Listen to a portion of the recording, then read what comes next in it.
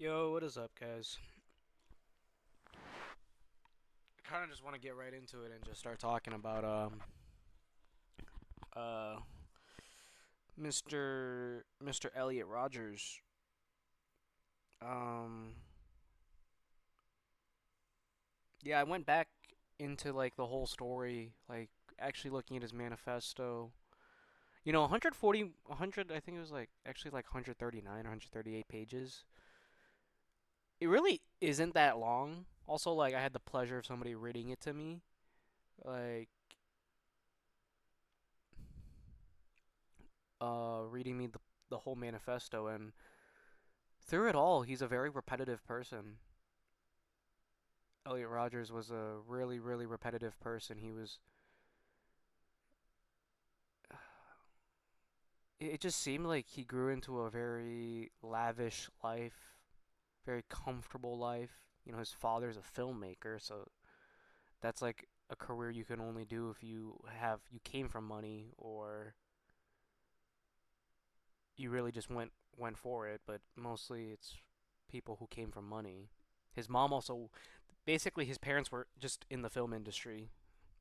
They were very well, they were like pretty well connected in the film industry,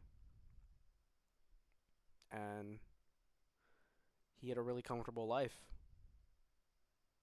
But I think like a good lesson out of like the whole Elliot Rodgers situation is how his family pretty much enabled him throughout his very short life.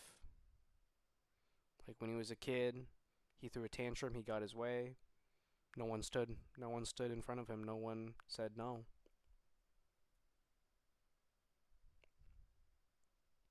And he always carried that pompous attitude throughout his whole life, expecting things to just come his way.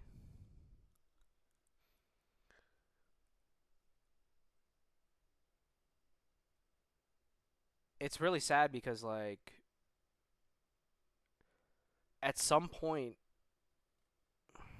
at some point he just couldn't be like rearranged like the way he thought. It couldn't be changed. There was a point where it just was too much negative reinforcement. I don't even know. I think humans are capable of change, and he was only 22 when he died. I'm thinking back when I was 22, and I'm just like, bro, that guy was a dipshit. Still, like, very. He had a lot to learn. But like the manifesto went from like him just basically always seeking people's validation, just always trying to get the attention of the quote unquote popular kids. And it's so sad that Elliot never understood what being like quote unquote popular is. It's like it's just so sad for him how he's the only one that viewed them as popular. They probably just thought they were just having fun, just being normal kids.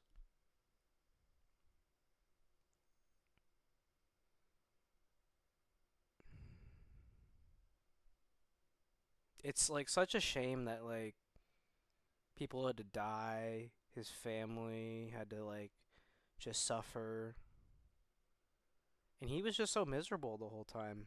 But this happened so long ago. Like, I'm pretty well familiar with the Elliot Rodgers case. I was like well aware of it back in like 2019, around like junior senior year of high school for me. This is like, yeah, around there. I read about his story and watched some of the videos that he made on YouTube. And I think a lot of the stuff still holds where he was just really creepy on camera, and that's probably how he was in real life.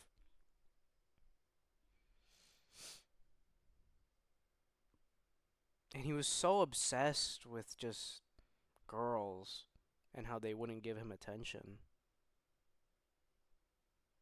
It was always the same monologue. Like the stuff he said in the videos, he said in his manifesto, he said in his journal. It like I can't imagine just revolving your head around those thoughts about being inferior because girls don't like you, hating the girls that make you think you're inferior, and then when you see people who are happy, you just get more mad. It's like I feel so bad for him because like from age 14 to 22, he just lived in constant agony for those 6 years, 8 years. 8 years he just lived in agony of just not understanding what sex was and not understanding how to just be social. Like he didn't understand how to socialize, and that kind of goes into how things are now. Maybe they're not as bad as I think they are.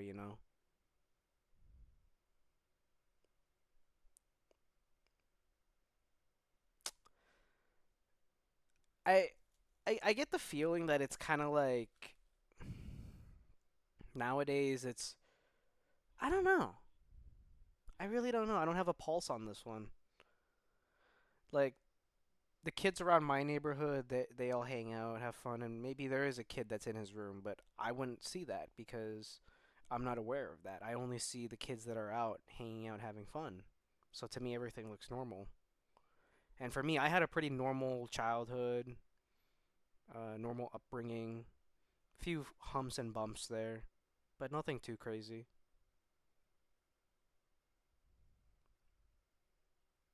And I got to experience like college life and like the fun stuff, but it was just like for me, relationships were a mystery because I think I was just immature back then. I got to chalk it up to immaturity because like my first girlfriend that I had, I tried to like push. I was pressuring her to like do sexual shit with me, and that was really immature of me back then because the amount of porn I was watching when I was in high school, it was a lot.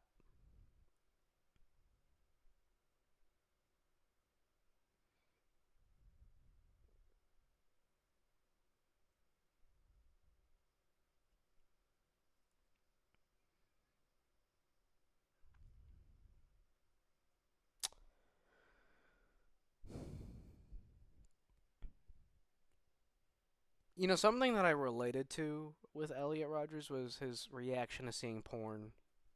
It was very like very similar, where you're shocked, disgusted, and aroused at the same time. It was very similar to how I felt when I was first exposed to it. That was like the only one thing I could relate to him, like truly.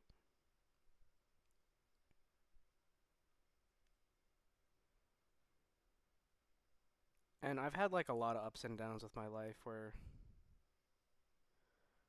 for a time I was a pretty big red pill believer, and I think part of me still is, like I don't know, there's just some things that guys just have to accept that are true about like being a guy like I don't know, I just want to be a man's man. I just want to be like I'm not trying to look smacks and seek other people's validation. I'm not trying to hate women to the point where like I just think every girl's a whore who's incapable of like thinking properly. But at the same time, like I gotta understand that girls are they can be super dangerous. They can hurt you in ways you could never imagine. That's true. That's very true.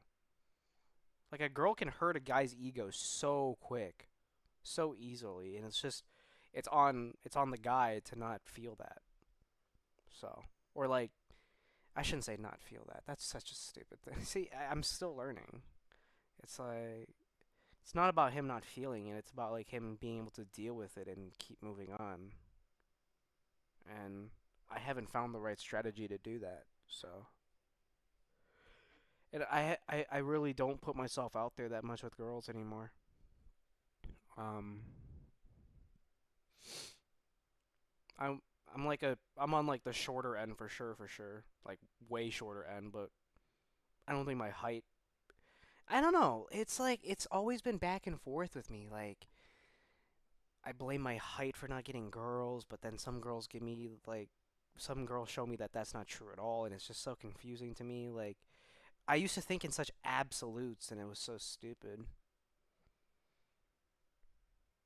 And then I used to think because I was Asian that I couldn't get girls, but then that just turned out not to be true. It's just more absolutes for me. Just one bad experience, more absolutes. It was just. I never learned how to be balanced until now, really. And it's like, yeah, I've talked on this channel a bunch of times about like the traumas that I dealt with when I was younger, where one of the first girls I ever asked to do a dance ended up cuddling with my best friend later on that night because of my fuck up, you know. And then me trying to pressure my first girlfriend into sex. And then after that, I just smoked away a lot of my problems. And during that time, that was when I was actually getting a lot of attention from girls, but I didn't do anything with it because I was just so blazed out of my head. I couldn't actually like lock it down. I was just so hurt that I just used weed as a cover up. Just hurt from everything, like from the girl that traumatized me in middle school, basically. Like, that's like the closest thing a middle schooler could get to traumatized. And then messing up my first girlfriend. And then after that, I just discovered weed and we just didn't go back until a while. And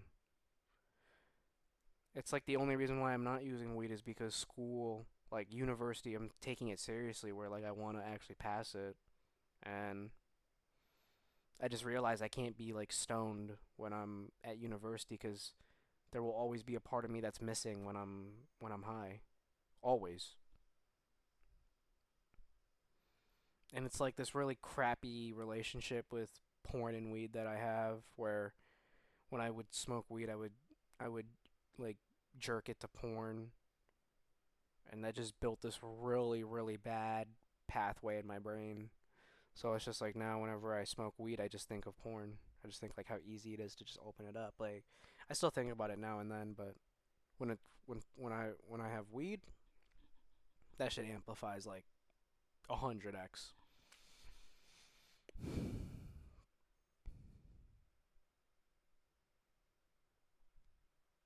I've been walking a lot lately. Lost a lot of fat. I lost like 8 pounds this month just off of purely not drinking sugar.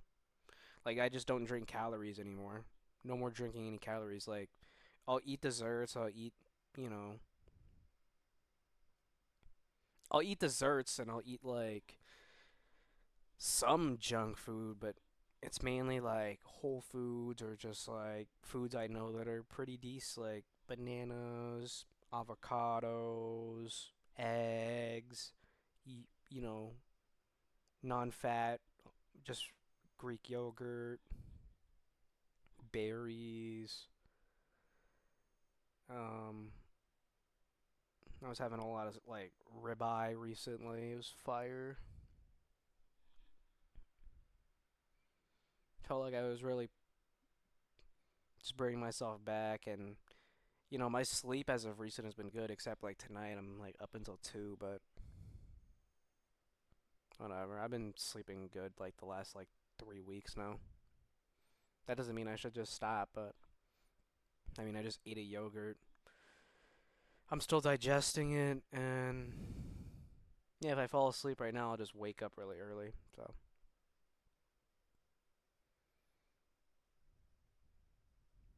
and it's hot as balls in this fucking house. Can't sleep for shit.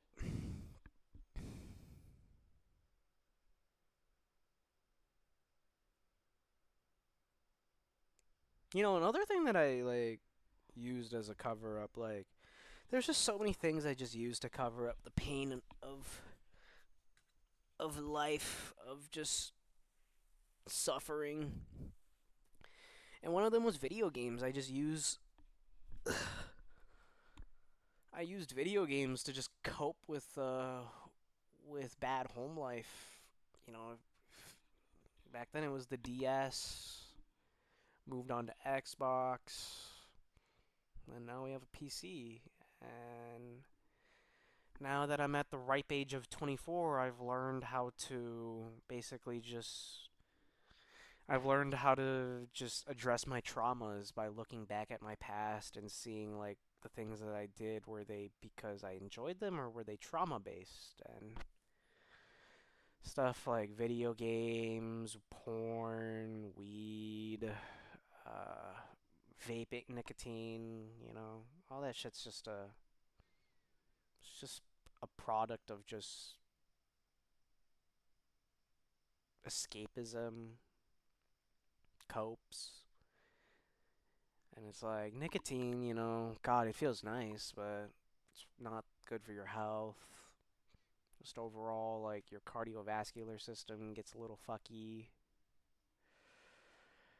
Smoking weed, smoking anything is bad, but weed in general, it's like, it's not even just the fact that, like, I don't know, it's not like anything health wise that makes me not want to use it. It's like the, what's the word? The intangibles of weed, if we can call it that. Like, how you feel when you're high. Like, for me, it's like I enjoy like the first 20 minutes of being high. And then after that, like I want it to go away and I want to be able to lock back in. But nope, if I smoke some good ass weed, I'm gonna be like that for like at least an hour or two, maybe even three. If I use like, and I mainly just go with edibles now, but yeah, and then that triggers like the pathway to porn, which porn is just like a net negative on life. It really is. Like, I don't care what studies or arguments people make for it. It's genuinely a net negative on life. Like, you're just cucking yourself. Like, you are watching another person fuck.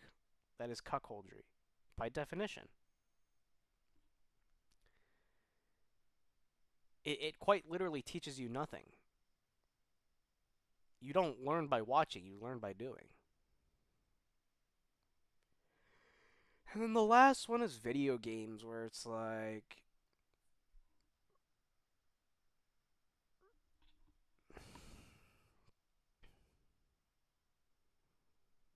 at some point video games stopped being fun for me, and I think that came like very, very early on in my life. Like, I'm gonna say, like, to be honest with you, like at when I got the Xbox and like I started playing a lot of shooter games, I think that's when the game stopped being fun for me. Cause like, I don't know, man. Like, I don't know. I just I just always remembered like I would sink my problems into video games. Always doing that. Always did that. So stupid. Actually so stupid.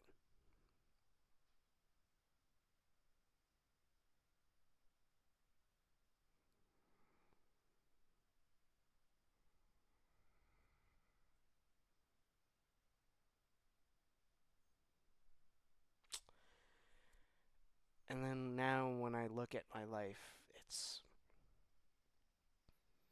it's when I sit down and I watch a TV show and I really like I watch like a show that I really absorb myself into and actually pay attention to it.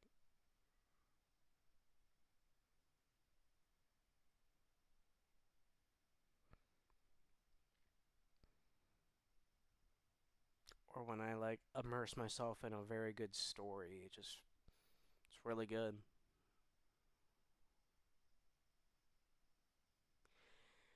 Immersing yourself in a story, whether it be a show, a movie, comic book, and doing it in like a very good state of mind. It's one of those things that are so beautiful in life because in the big 26, we just get access to everything. You can you literally have access to everything in this world. It's if you want it or not, you know. Some things might need a paywall. Okay, all right. But for me, like like I saw the Invincible comics and they were all free online, and I'm just like, I finished that shit in what, like 8 9 days. Shit was fire. Like there are definitely parts where the show definitely does better. I can see that now, but I think towards like the later part of the comic, I think they did all right. You know, it's just that when it's animated, like the fight scenes in particular, when they're animated, I think they're a lot better for sure. And I think that's where the show gets it. But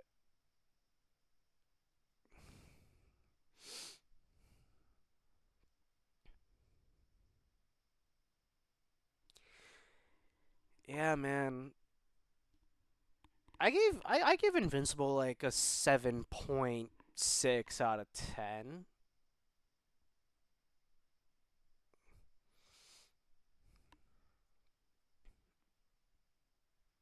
You know, I enjoyed The Boys a lot more, honestly. The Boys was crazy good. Boys was good. Walking Dead was amazing. That shit was pretty fire. Like some of it was a little rushed, but overall it was pretty good. Same like, you know, I'm just glad like I get to finish work within like what, like a week and a half and I'm done with it. It's like nice.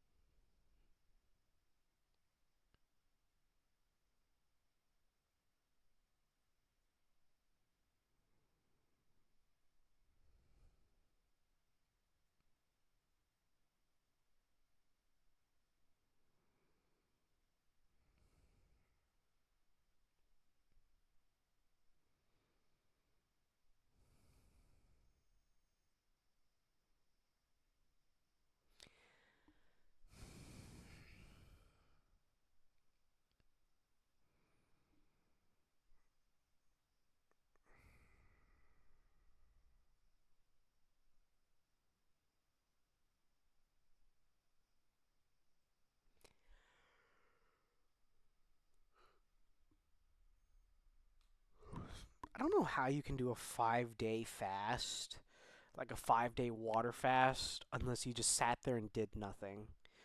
Like you could not work a full time fucking job and do a 5 day fast. That is impossible. I cannot imagine some McDonald's worker working like what, like 6 hours out of the day, and then they come home and they just fucking don't eat anything. Like, damn, that's not happening. Same with me, man. My job stresses me out. I need food to make myself feel good. I cannot just sit there and just not eat food.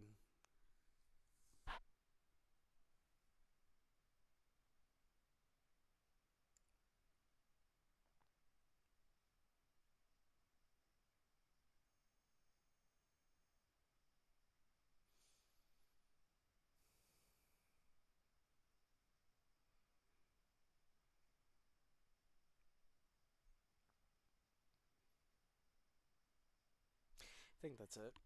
Ugh. All right. Good night.